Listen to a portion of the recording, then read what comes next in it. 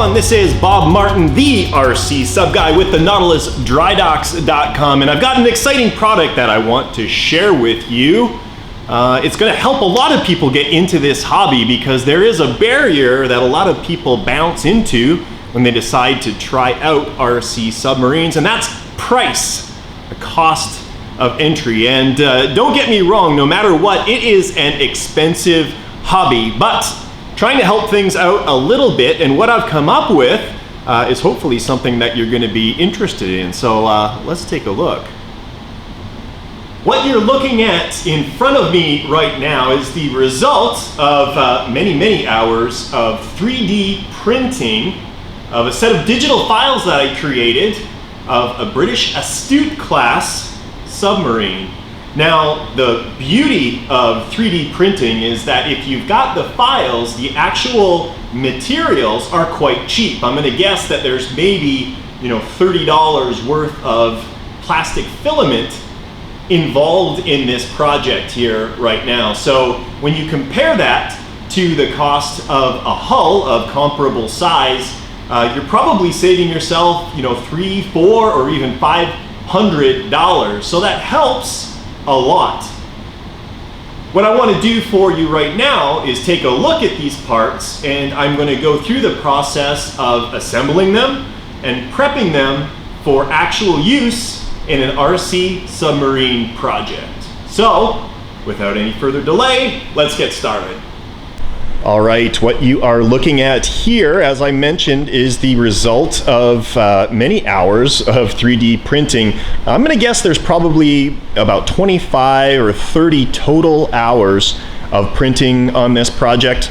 But the beauty of 3D printing is that you can set it up, begin the printing process, and go about your life while the printer industriously works away in the background. So what we've got here is a bunch of hull segments. Now, these are printed in PLA plastic. One thing that I do recommend, however, is to upgrade to something called PLA Plus. It's much stronger and a little bit more stable than standard PLA plastic, and the beauty is it's good on almost any printer in the marketplace.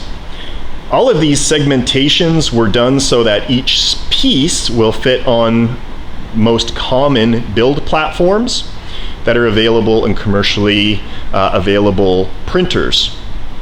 So what we need to do now is take all of these pieces, assemble them into a single RC submarine project, and then prep things properly so that they not only work but will hold up for us over time.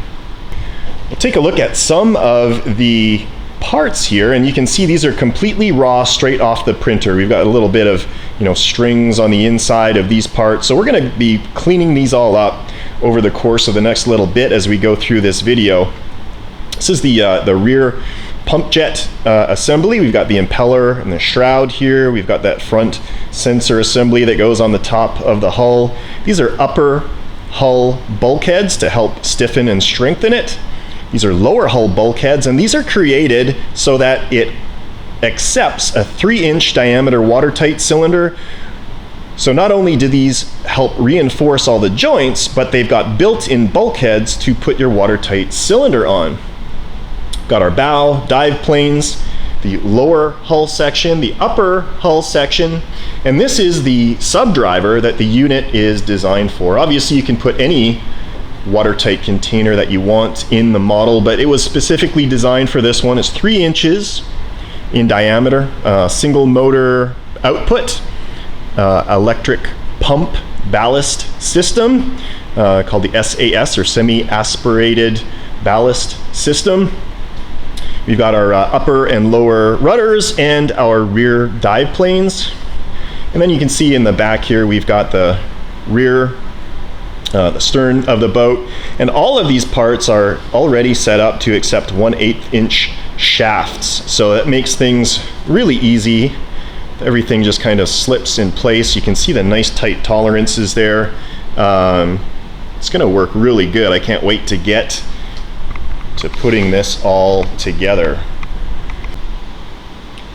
All right, the first step in putting the hull together is going to be prepping the parts. And we're going to do part of that now before the assembly, and the majority of it after the hull is completely assembled. So what I am going to ask you to get is some cyanoacrylate glue or super glue. I kind of like this stuff. You can get it from your local home improvement store. This is Gorilla brand gel.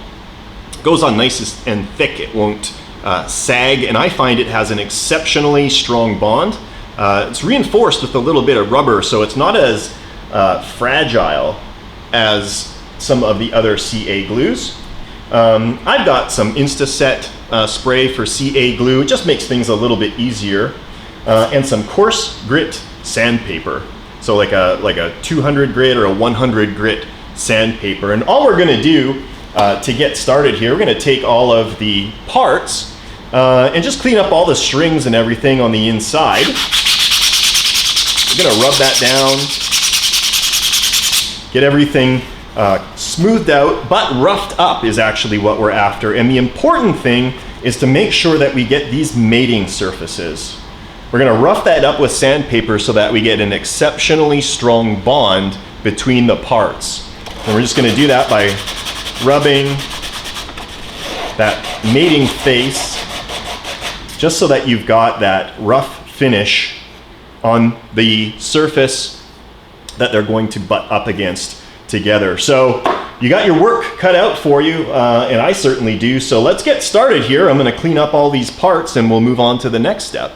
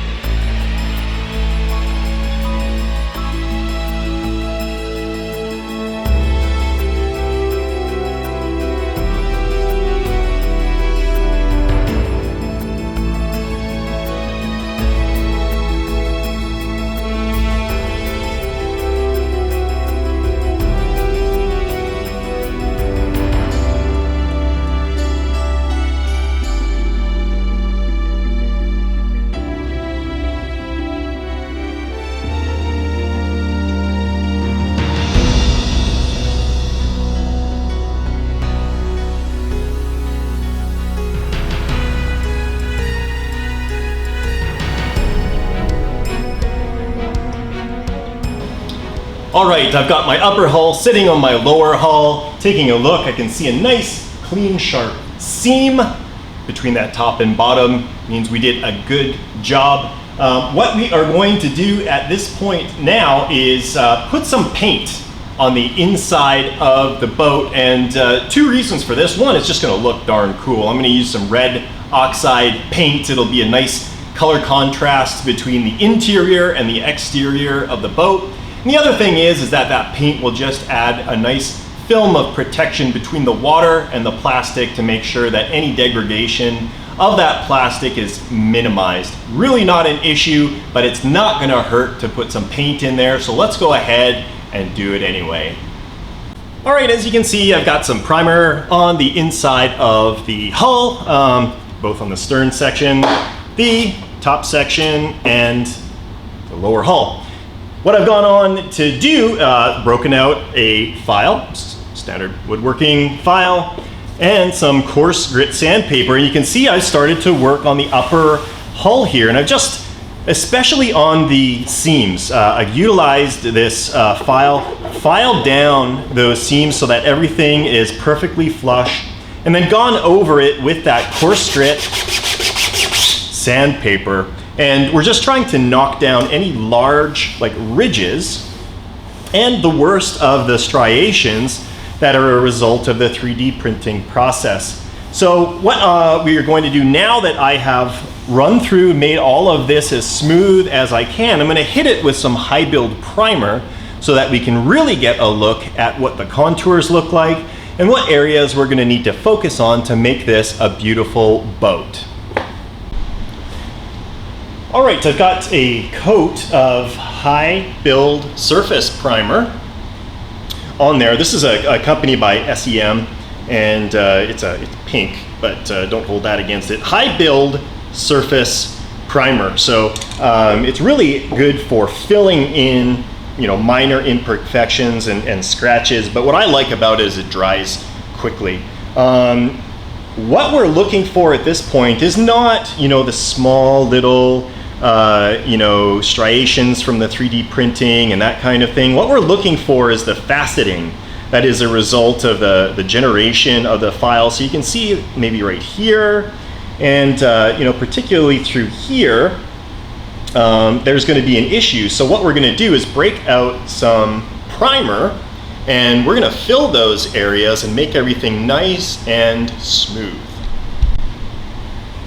All right, for this step, I am using some Evercoat Rage, and I was introduced to this stuff a while ago. I absolutely love it, but you can use any automotive, you know, body filler. This is a two-part deal. You can see it kind of comes out gray like this. It's a paste, and what you do is you just put a little pea-sized bit of hardener in there, and mix it up really well. And I'm just using a flat-headed screwdriver, and I'm going to mix this until it is absolutely and completely uniform. Now, when you do, you have a very limited window of opportunity to put it on. If you see it starting to ball up or go on unevenly, stop what you're doing. Don't try and fight your way through it. Mix up a new batch so you have a nice, smooth coat. What I'm going to do now, I'm going to use this sheet of styrene. I'm going to scoop up a little bit of this filler, and then I'm just going to smear it over these areas that I identified as being an issue, and will create a nice smooth transition in terms of these parts.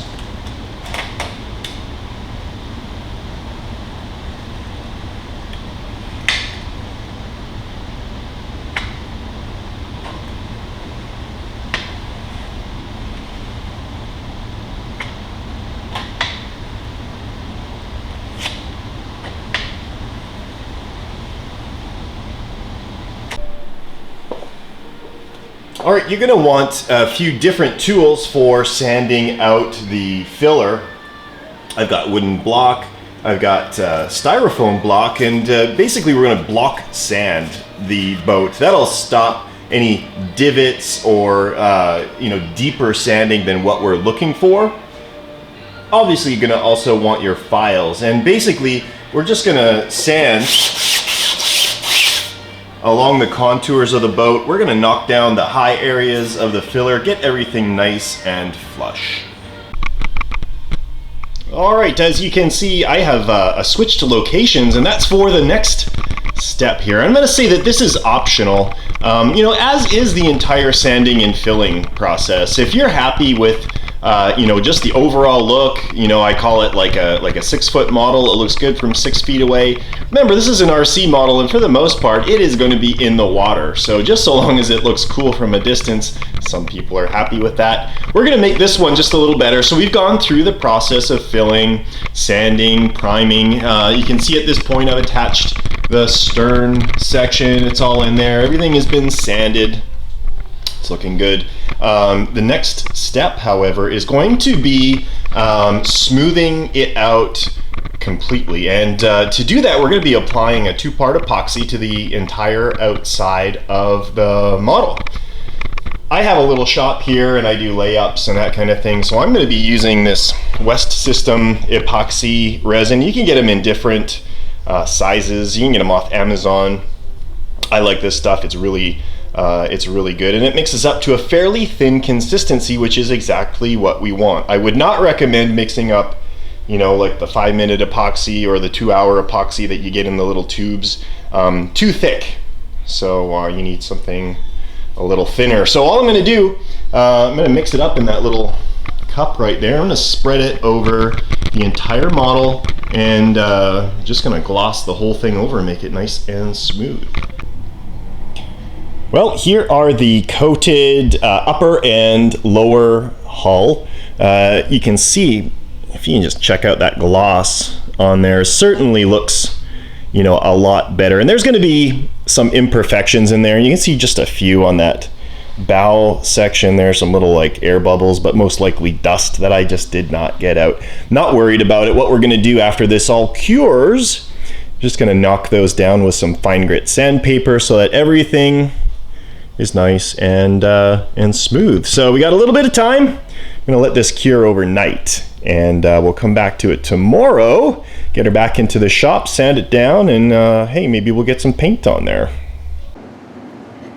All right, here is the model. I have sanded it with some coarse grit and fine grit sandpaper and applied another coat of high fill primer. So starting to look like a boat. It's looking actually really good. What I want to do now before we move on to the next steps is get the hull hold down hardware all figured out, and all I'm going to do for that, I'm going to get some little plastic sheet, and this is 1/8 inch plastic, and what we're going to be doing here is applying tabs in the front of the boat, kind of like that, and then on the upper 2 sides there in the front, and then kind of the same thing in the back. I'll show you what that looks like.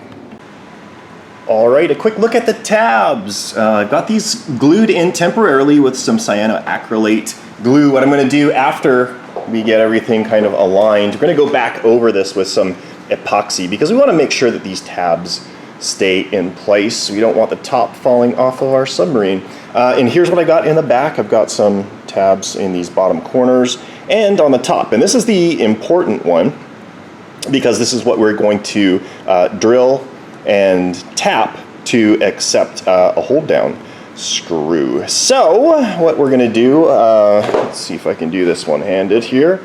The front just kind of fits on like that, and the tabs keep everything nice and flush and aligned, and you can see the same sort of thing in the back there. So what we're going to do now is just drill in a hole that goes through the upper hull and the tab, take off the upper hull, tap that lower, and we're going to put an M4 stainless bolt in, and that is going to be our hold down. And here is the completed hold down screw. What I did is I countersunk the back there so it's perfectly flush. Once that gets all painted, you'll hardly be able to see that at all. So between the tab there and the tabs in the front, that upper hull is completely secure, locks everything in, everything is tight, and I don't need to worry about the top falling off our boat anymore. Okay, we're going to put some rear control surfaces in here right now. I'm going to show you what that looks like. I've got the starboard side all set up there right now. You can see it moves really nice and cleanly. What we're going to do, what you're going to need, what you're going to want to do is cut some brass tubing. Now I've designed the parts to accept 1/8 inch diameter control rod. So you're going to want to have this size that slides right up over top, and we're going to use these as a bushing. And what that's going to look like is you're going to have the holes drilled in your stern sections here, and you're going to want to bore it out so that it easily accepts these bushings just like that. So they get press fit into place both on the outside and the inside. And we're going to do the same thing with the upper and lower rudders. One thing that I want you to note on this that I've done is I've drilled a small 1/16 of an inch hole into that central shaft there. And what that's going to do is it's going to allow us to apply some glue to the shaft, and that's going to hold it on its main control shaft after we get it all in place. All right, I've got my rear sections. They're both in there just temporarily, so these are still loose. I haven't glued them in or anything. You're going to need to control those, and to do that, I'm going to use these pre-made control yokes that I designed and offer for sale at the nautilusdrydocks.com. They come with these sintered nylon control yokes and a set of these wheel collars, these plated wheel collars. And what we're going to do to use these, we're just going to rough up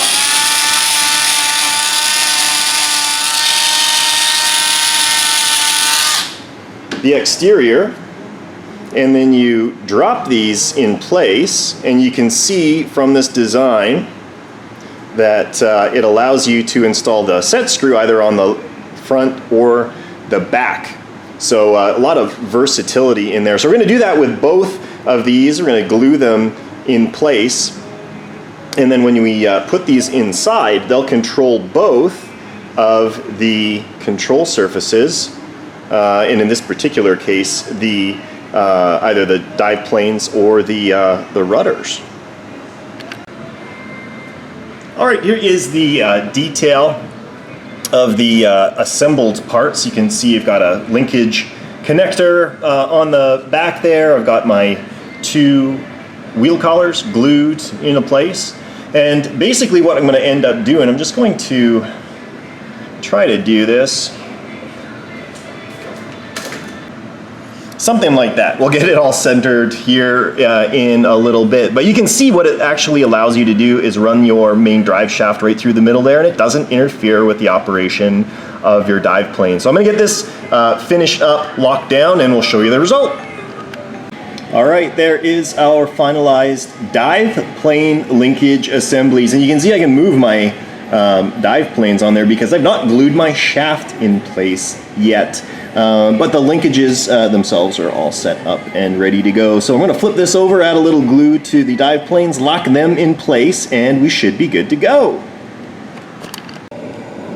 And here are the completed rear linkages. See if we can show you that there. So we've got the linkage connectors, linkage horns, operating the rudders, and those will be connected together and then connected to the outputs on the subdriver. And then we've got the linked dive planes in there. And the big thing to note with these, if you do it properly, these are going to be very, very easy to move back and forth. There will be zero binding through the entire range of motion. So that's very, very important. That is our rear section. Now we're going to move on to mounting our propulsor and all of the associated bushings and drive shafts. Taking a look at the stern of the boat, you can see that I've drilled in a hole there, and that's going to accept this oil light bushing. Now you don't need an oil light bushing, they're a little bit expensive. You can also use more of that brass tubing if you would like, but at any rate you need some sort of a bushing to have smooth operation. And I've elected to go with the oil light bushing. So this is press fit into place, and I'm not going to be able to press fit it with just my thumb there. So that'll go straight into the back of the boat right there. And then this is the other piece. This is the forward drive bushing bulkhead. And that's going to go right in this rear section of the boat. And same thing, we're going to press fit another bushing right into the face of that. So I'll show you what that looks like once it's all installed. Okay, here is the completed driveline assembly. I've got everything in and centered. I did a little bit of filing and sanding just to make sure there's perfectly good clearance around the outside. And what a neat trick that you can use to make sure that your shroud is completely aligned is install your impeller here, your propeller, and then check its alignment against the shroud before you glue it together. So that'll make sure that you get everything nice and square. Here it is, everything taking a look on the inside. I haven't put that in there yet. So I've got a little retaining wheel collar right there, going into a universal joint, going into a dog bone, going into a dog bone adapter. So you can see how this works. And again, it's intensely important to make sure that everything is very free moving and everything is in alignment. There's no wobbling or propensity for anything to vibrate. So this is basically the setup for the driveline of the boat. Okay, here she is. I'm basically gonna say she's ready for paint here. You could get really, really anal and perfect, but you know, for this being a 3D printed boat, you know, not an ideal situation, but certainly an adequate one. This is going to look pretty damn snazzy. I'm looking forward to it. So I've done some little bit of last minute, you know, touch-up sanding on there just to knock off some little bit more of the striations in those control surfaces. But it's looking great. I put a temporary shaft in there that'll allow me to paint around without getting any paint in the bushings. And I prepped the prop. We got some primer on there. We're gonna paint that thing gold, make it look really good. And the rest of the boat is black. So flat black, we're probably going to be going with either a Rust-Oleum or a Krylon product on there. Just hit the whole thing, and in theory it'll look like a submarine and not something from the Avon convention here in a few minutes. And here we have the final product. We've got all of our control surfaces installed. Our front dive planes there. Got our rear dive planes, and they're hooked up together to work in tandem. And then the upper, lower rudder, and our impeller there. You can see the hold down screw. It's really unobtrusive and quite easy to get into. Obviously, you just have a Phillips head screwdriver, a few seconds, and you've got full access to the interior of the model. So great size. I'm happy with the way it turned out. I hope you enjoyed the video. If this is something that you're looking to get into and give a try, you can click the link in the description of the video. Purchase and download the files. Give it a shot. Thanks again for watching, everyone. I hope you enjoyed the video. If you have any questions or comments, I would love to hear from you. You can email me anytime, bob@rc-sub.com. Be sure to visit my website at nautilusdrydocks.com. Again, this is Bob Martin, the RC Sub Guy. Thanks for joining me, and we'll catch you next time.